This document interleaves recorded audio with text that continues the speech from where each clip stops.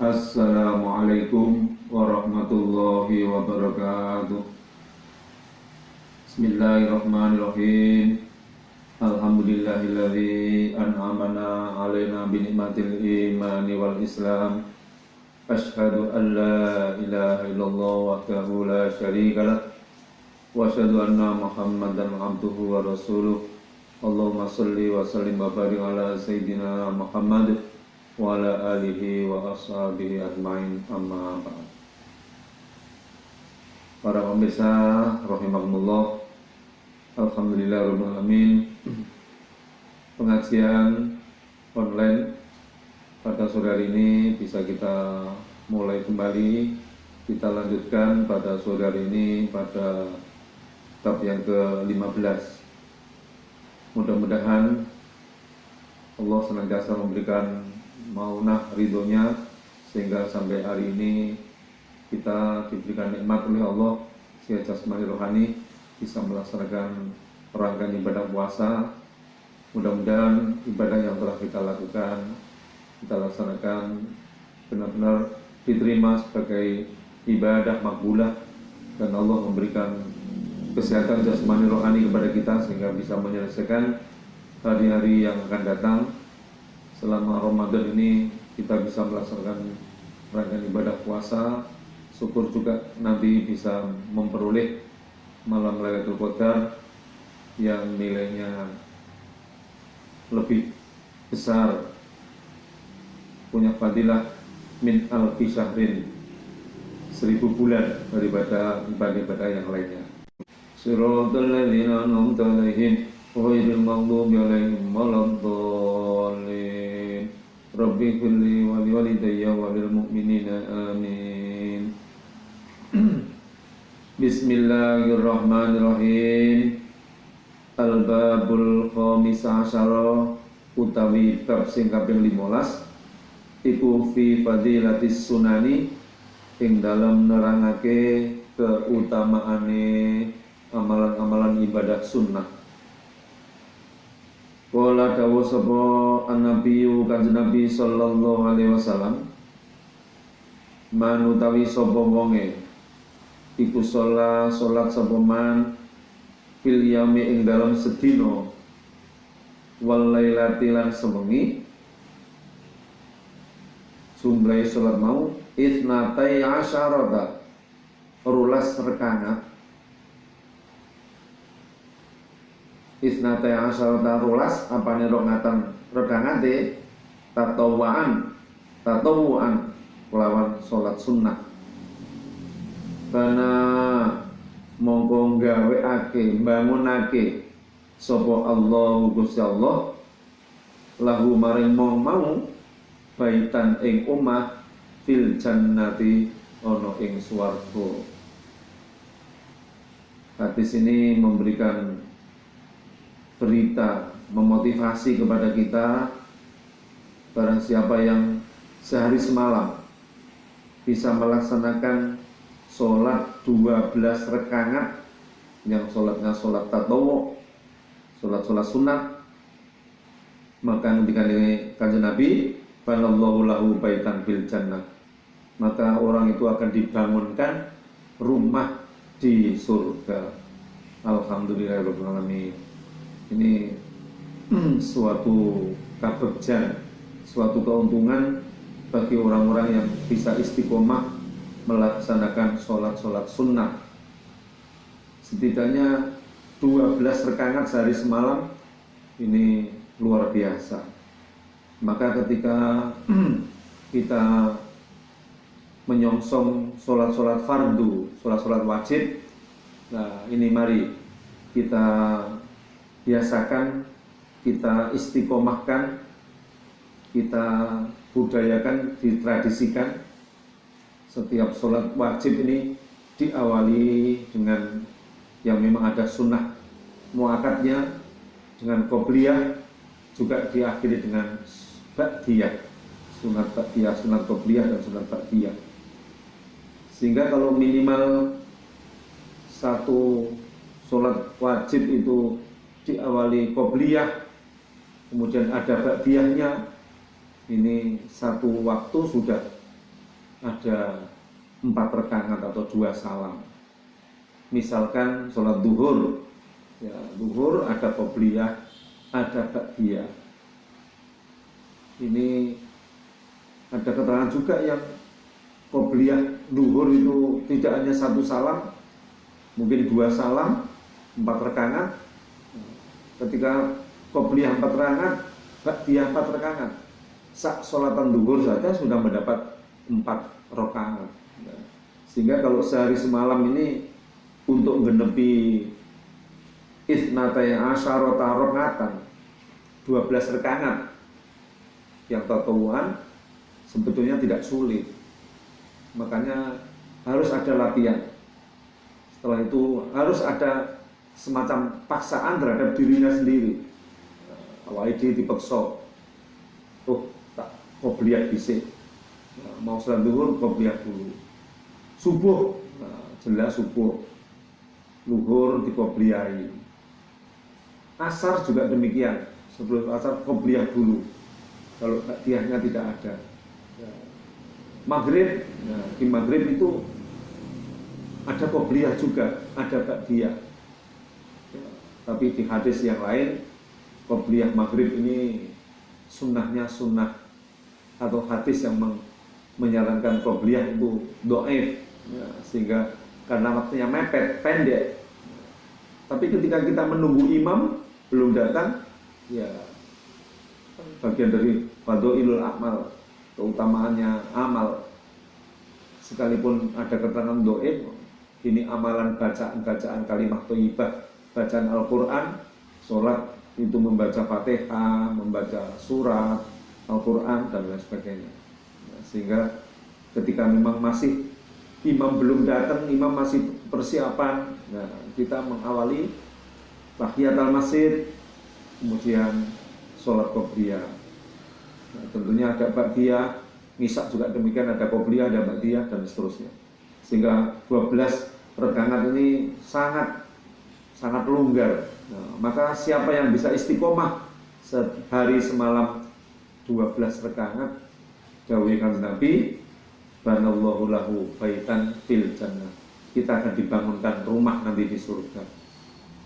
Wa qala lan dawuh sapa Kanjeng Nabi sallallahu alaihi wasallam, man utawi sapa wonge iku salat sapa man qoblal fajri sadurunge fajar, rok ngateni ing 2 rakaat, salat 2 rakaat sadurunge fajar, sadurunge subuh, wa qoblal dhuhri lan sadurunge salat zuhur, arba'an 4 rakaat, wa ba'daha lan sa'wuse zuhur, arba'an 4 rakaat, wa arba'an lan 4 rakaat qoblal ngasri sadurunge salat asar, dakhala mongko mlebu sapa wong al jannata ing swarga. Ini kalau memperhatikan hadis ini berarti betul-betul orang yang melakukan kesunahan ini sudah mendapatkan penghargaan untuk masuk surga.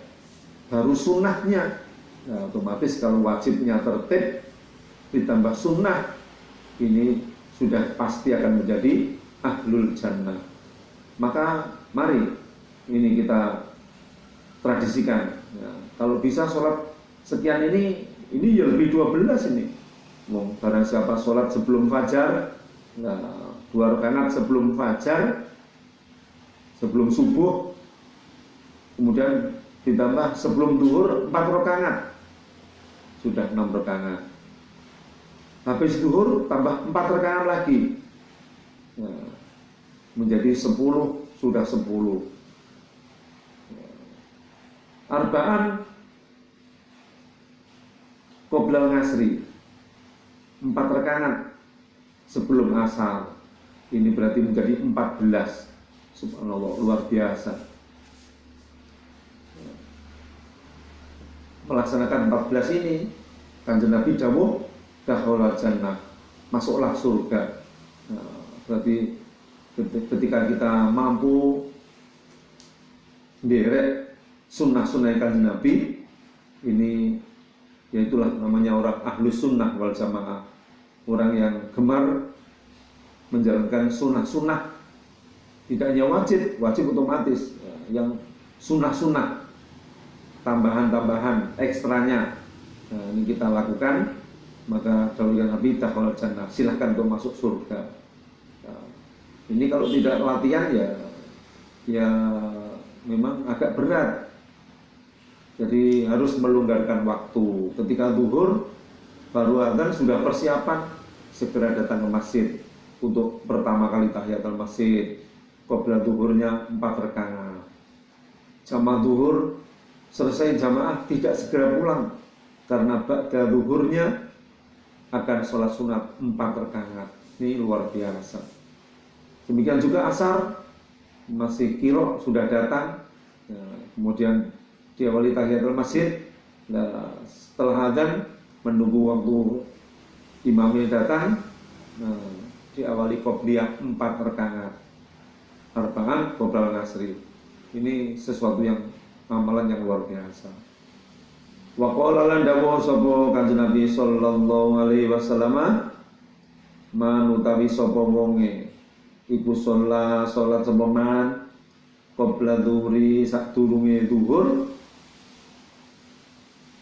arba'an jumlahe 4 rakaat, kana mongko ono sapa siman iku kangen beli rokobatin kaya dene nyanding merdekake budak min Bani Ismail sangka turune Ismail. Nah, ini gambaran orang yang istiqomah sebelum zuhur sholatnya 4 rakaat. Ini nilainya seperti orang memerdekakan seorang budak. Budaknya Bani Ismail. Ketika Nabi Ismail menjadi nabi, punya budak-budak, bobot nilainya seperti memerdekakan budaknya Nabi Ismail.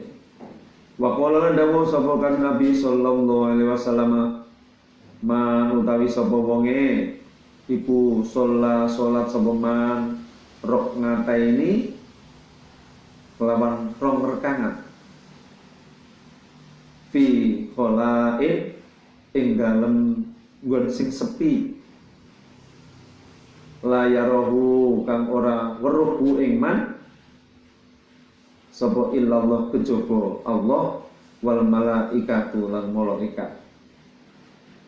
Kutiba mongko den tulis iku lahu kedue man apa baro'atun, bebas atau lebaran minan nari saking neraka. Subhanallah, ini pahala orang yang sholatnya di tempat yang sepi, yang sunyi, yang tidak di tempat keramaian, sehingga tidak ada orang yang tahu dia itu sholat apa tidak. Yang tahu hanya Allah dan malaikat. Allah dan malaikat. Maka ketika orang melakukan sholat di tempat yang sepi itu, maka kutiba lahu baro'atun minan nar.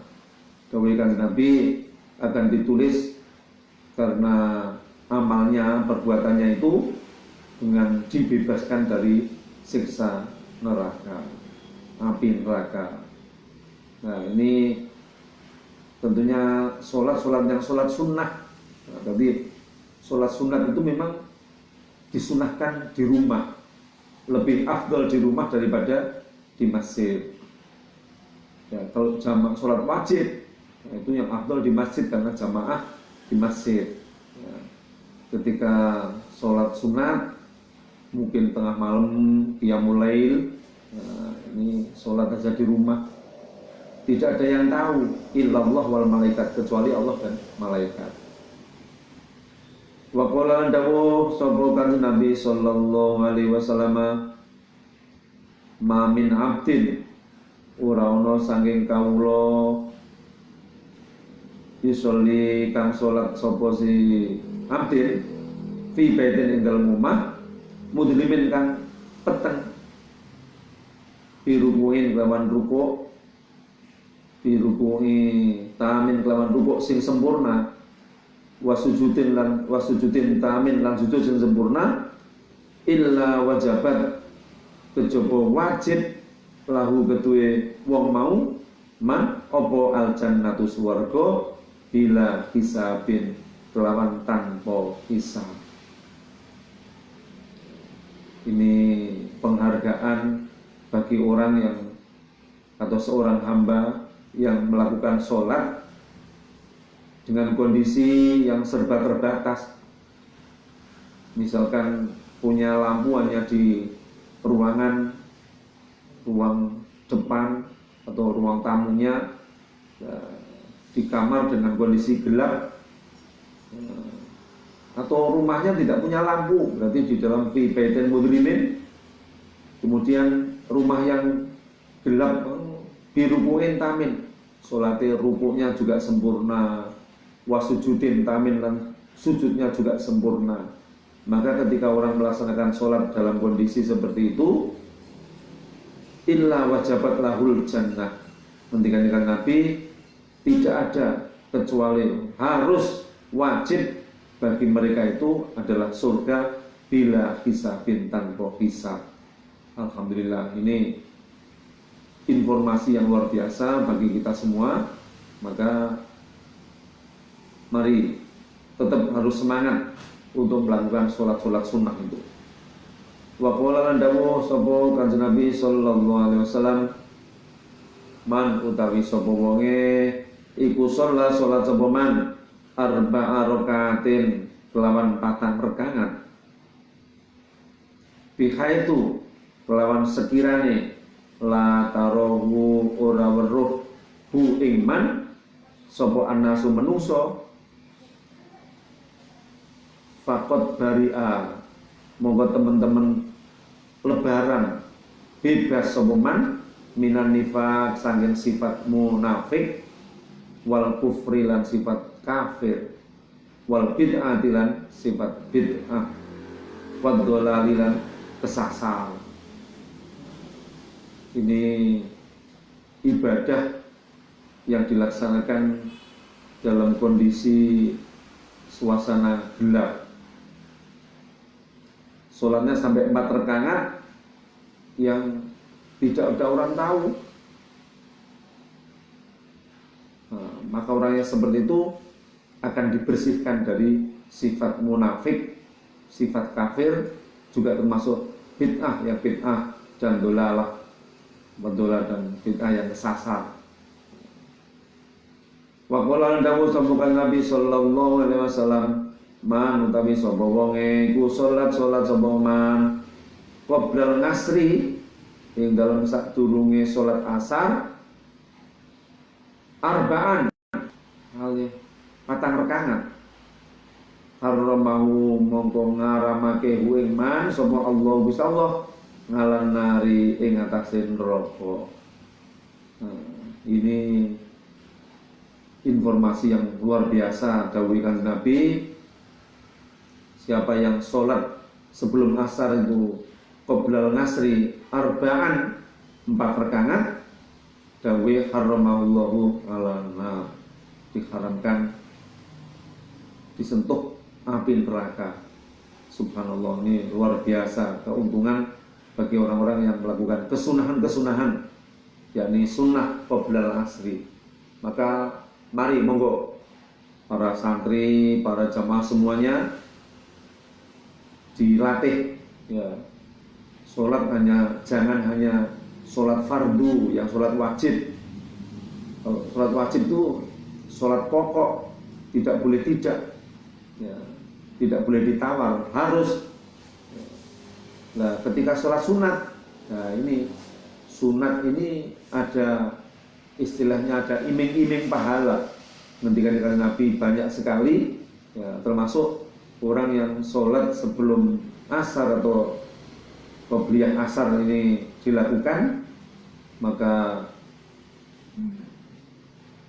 dawuh Kanjeng Nabi diharamkan oleh Allah untuk disentuh api neraka. Subhanallah, ini luar biasa. Wa qala lan dawuh sapa Kanjeng Nabi sallallahu alaihi wasallam manutawi sapa wonge iku salat sapa man ba'dal maghrib bisa usai salat maghrib rakaateni kelawan rong rakaat qabla ayyatakallama ing dalam sadurunge yen to omongan utawa guneman sapa man kutibata moga den tulis apa rakaateni mau fi illiyin ing dalam buku catatan amal sing apik, amal sing bagus. Jadi siapa yang sholat 2 rakaat ba'dal maghrib hanya rakaat saja, tapi sholatnya sebelum qabla ayyatakallama. Kadang-kadang kita ini sering salam habis salam ngobrol klesak-klesik jagongan. Nah, ini maka oleh ulama-ulama dulu para wali dituntun habis sholat langsung baca doa, baca doa, mulai diawali istighfar, tahmid, astagfirullahaladzim, terus la ilaha illallah syarikalah dan seterusnya, istighfar tanggung manti, kemudian baca doa-doa Allahumma antas salam dan seterusnya, pakai Fatihah, pakai ayat kursi, ditambah ada zikirnya la ilaha illallah dan seterusnya.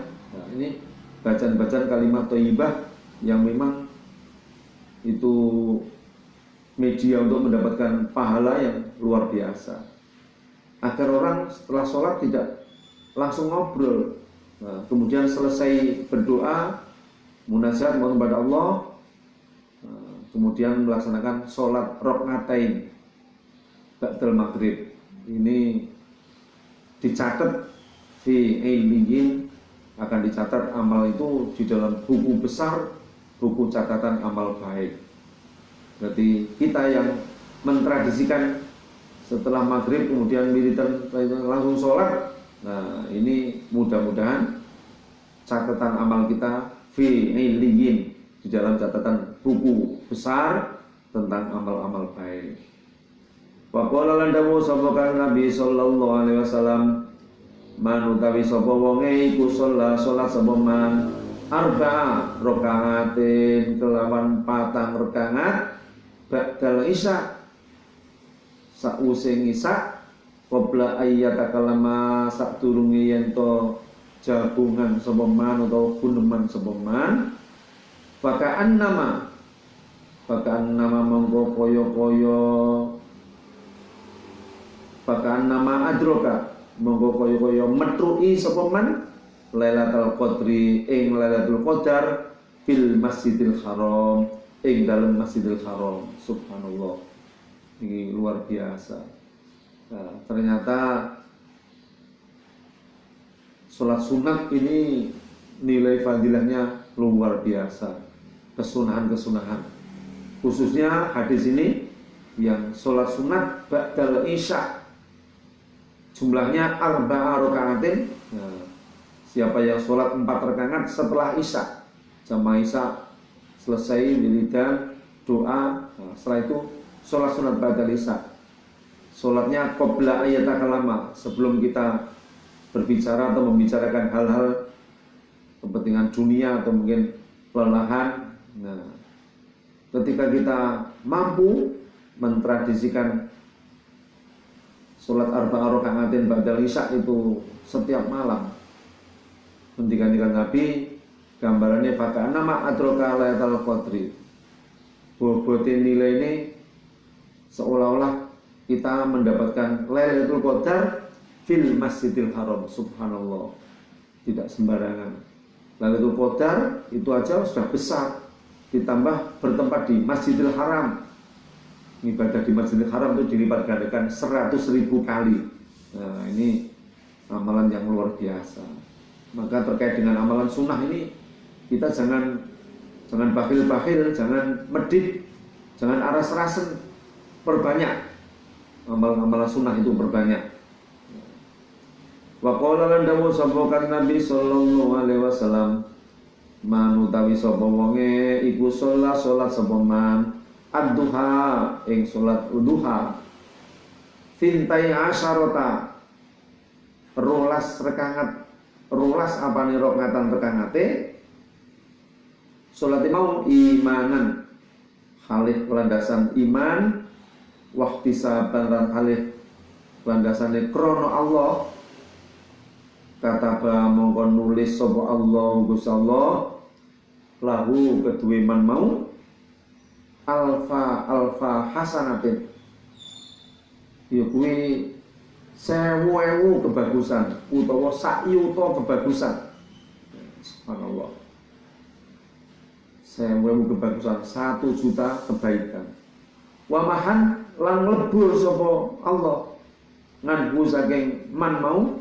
alfa sayatin 1000 keelekan kejelekan 1 juta kejelekan akan dilebur warafa'a lan ngangkat sapa Allah lahu maring man mau alfa darajatin ing 1000 derajat yo sak yuta derajat. Nah, ini amalan daripada sholat duha. Jadi sholat duha itu memang kesunahan minimal 2 rakaat. Bahkan kalau ada yang mampu 12 rakaat, ya, 12 tintai ngasarota rakaatan, 12 rakaat ini berarti 6 salam. Nah, yang sholat itu benar-benar landasnya imanan wahtisaban, karena iman dan karena mengharapkan ridho Allah. Kata lahu, maka Allah akan mencatat itu 1 juta kebaikan dan akan mengampuni, akan melebur 1 juta kejelekan dan akan mengangkat derajatnya 1 juta derajat. Nah, bahkan diterus nih wabana lan bangun sapa Allah Gusti Allah lahu maring man mau maring wong sing salat duha baitan ing omah fil jannati ing dalam swarga. Subhanallah. Orang yang melaksanakan salat duha mencapai 12 rakaat atau 6 salam ini subhanallah sudah akan diberi 1 juta pahala, 1 juta kebaikan, akan diampuni 1 juta kejelekan, akan diangkat derajatnya 1 juta derajat. Allah.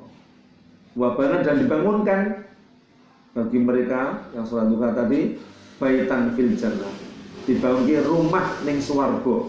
Nah, di sana.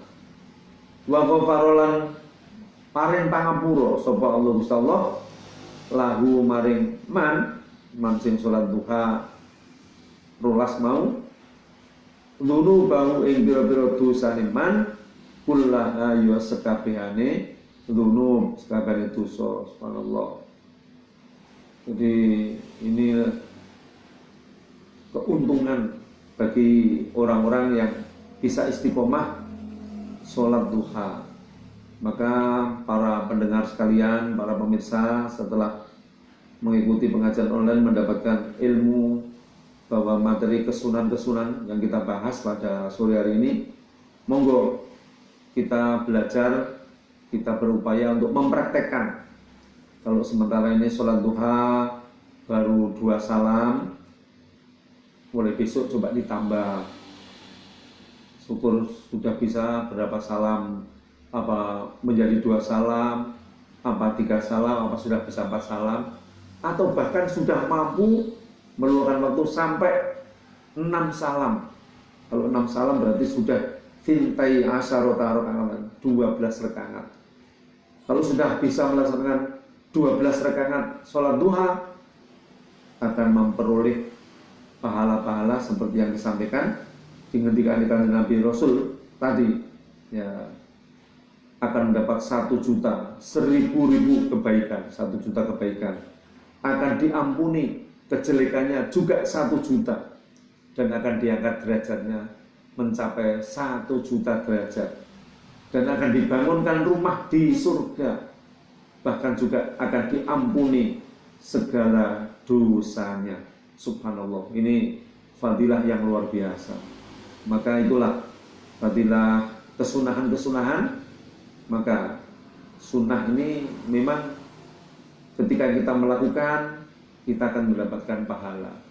Kalau kita tidak melakukan, ya tidak apa-apa. Jadi ketika memang kita belum bisa melakukan kesunahan, ya tidak apa-apa. Oleh Allah sudah tidak dikenai sanksi. Ya, cuman kalau kita ada kesempatan, kita mampu tidak melakukan, ini kita rugi karena kesempatannya terbatas. Waktu, ajal kita tidak tahu. Lebih-lebih saat ini Ramadan yang doanya mustajabah, pahalanya dilipat gandakan. Nah, monggo kesunan-kesunan ini mulai kita rintis untuk memacu diri dilakukan biar tambah fadilahnya.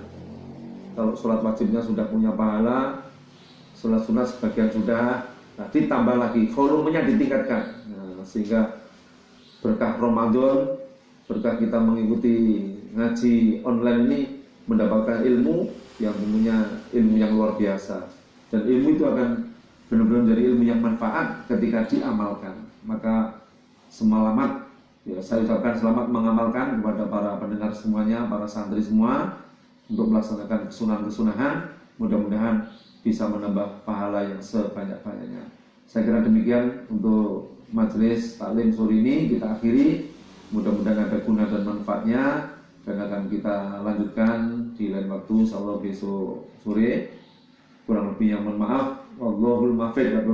Wassalamualaikum warahmatullahi wabarakatuh.